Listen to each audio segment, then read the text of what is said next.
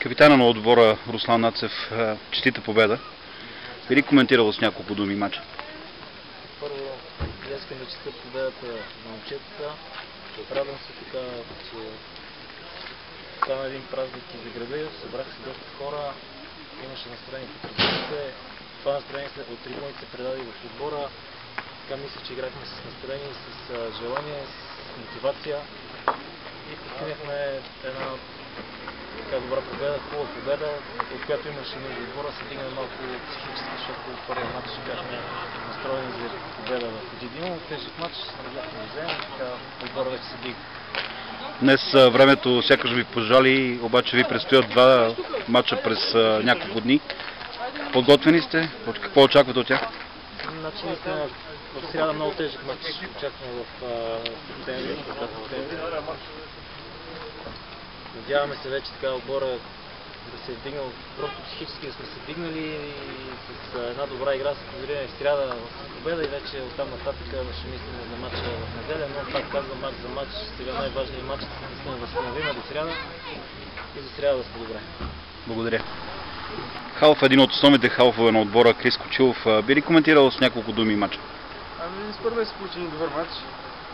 Доказахме, че може да играем добър футбол. Мисля, че първото по време имахме цялото време надмощие. Второто и третия гол водехме матча. Мисля, че след третия гол обаче се отпуснахме малко. Допуснахме един гол, но после нещата се дойдоха на място и даже може да набележим спокойно още 2-3 гола. Да, смяташ ли, че е нормално да пропускаме толкова много голове, още повече, че отбори като Перун Кресна не би трябвало да са много голями предизвикателства за нас? Знам ли, то не може всичко да влиза, обаче има нападатели, ако на един върви, влиза друг, така че мисля, че няма проблем. Може би след този резултат сме преценили ситуацията и затова, ако матчът беше равностоен, предполагам, че нямаше да се пропусне така леко. Благодаря, пожелавам ти успех. Един от основните нападатели на отбора, Юлиан Кортелов, би ли коментирал с няколко думи матча? Как го видя отвътре? Матча, както се видя отвънка, отбора точно на две полувремена се раздели целия матч. Първото полувреме тотално доминирахме, второто полувреме се отпуснахме и щяхме да направим някоя беля още малко накрая. Ти виждаш ли нормално такава позиция, че трябва да се пропускат толкова много положения срещу такива предизвикателства като Перун Кресна? Значи положение също по-силни отбори не трябва да се пропускат. Каквото имаме, трябва да си го вкарваме. Друг е въпросът, че трябва да се създават положенията. Специално в този матч имахме положения, в предишния матч почти нямахме положения. И целият отбор трябва да сме един и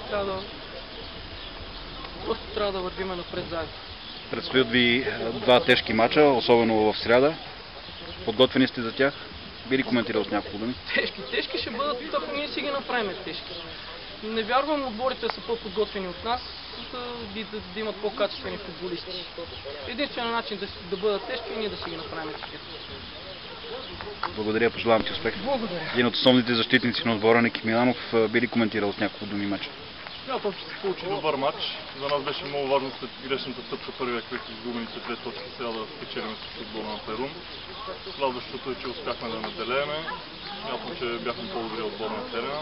Създавахме доста положения. Не всички влязоха, но най-важно е, че победихме. Въпреки, че допуснахте един гол в тази среща, сигурно е, че защитата е една от най-добрите части на отбора. Би ли коментирал как виждаш следващите срещи, които ще бъдат особено тежката среща в сряда?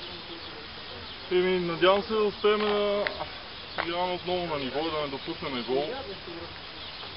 Определено матчът в сряда ще е тежък. Отбора на Локомотив Септември е един от добрите отбори. Така че надявам се, че ще успеем да победим. Благодаря, пожелавам ти успех. Господин Ангелов, честита победа срещу Перун Кресна, първа победа за новия сезон, очаквана от всички. Моля ви, коментирайте матча с няколко думи. Благодаря за това, че честитите победата. Разбира се, мога да кажа, че беше очаквана тази победа, защото като гледам настроението, с което се готвиха момчетата и знаейки възможностите им, поне на този етап, пред тази публика, представяне на отбора имаше. Така че вътрешно в себе си бях убеден, че ще победим този матч. Знаейки, че и в отбора на Кресна има доста проблеми. В положителния смисъл на думата, разбира се, защото доста класни попълнения има в този отбор. Така че тя не дойде на пръв поглед лесна победа, но не дойде никак лесно, защото така, може би, това, което я направи видимо лесна, е стила, който ние тренираме така доста време и успяхме да го наложим в този матч. Сега ви предстоят два поредни матча в съвсем кратък срок от време. Първо в сряда ви предстои много тежко гостуване в септември. Бихте ли казали, подготвени ли сме за тях? Разбира се, че още е рано да се каже по отношение на това дали сме подготвени, но през оставащите 2 дни, реално 2 дни, които има до матча, тъй като в сряда играеме, това е междинен кръг, имаме проблеми на двама наши основни футболисти с травми. Все още не знаеме какви са те, дали са сериозни или шумат за времето, което им остава до матча. Но надявам се така, аз поне се надявам да могат да се оправят, защото те са основни футболисти, така с тях ще ни е по-лесно в сряда. Така че има време и за това да кажем дали сме готови. Считам, че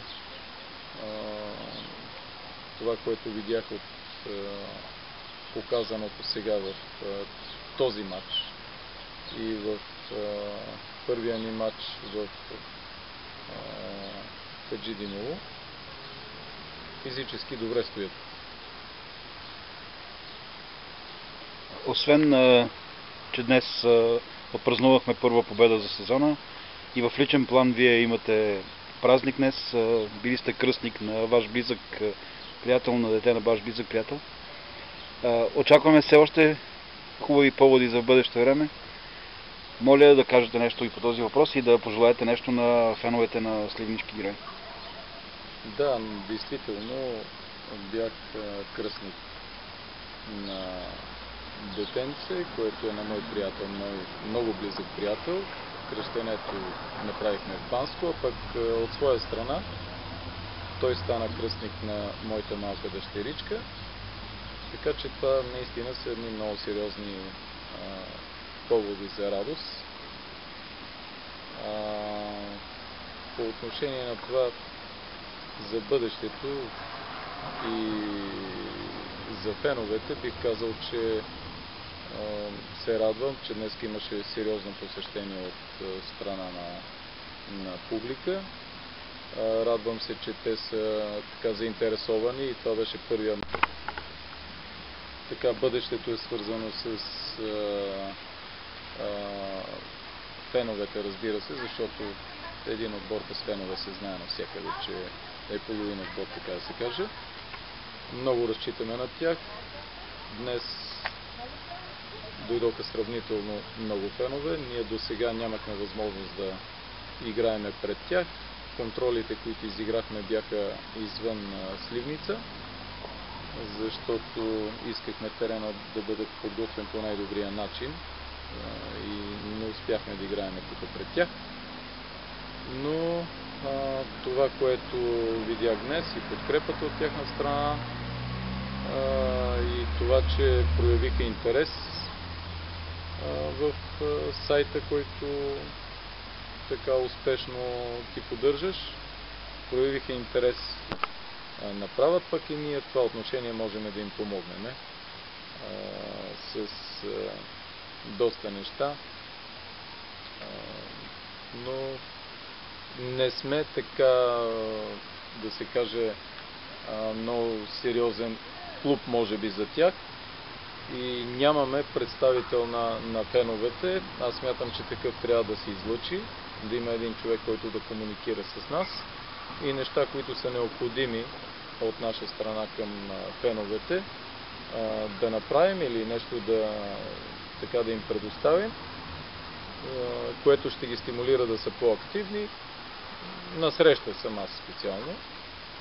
Така че ще се радвам, ако са по-активни през сезона. Независимо от това как играе отбора. Разбира се, че аз не се заблуждавам, че няма да има изпадове. Това в света няма такъв отбор, който да няма изпадове в своята игра и своето развитие. Но хубавите неща, които ги правим, те се виждат и радвам се, че се оценяват от феновете, след като така се завърнаха и вече са сред нас. Благодаря ви много и да си пожелаем още такива поводи за радостни срещи. И аз благодаря, ще се надявам повече да ги радваме, отколкото да ги разочароваме през сезона.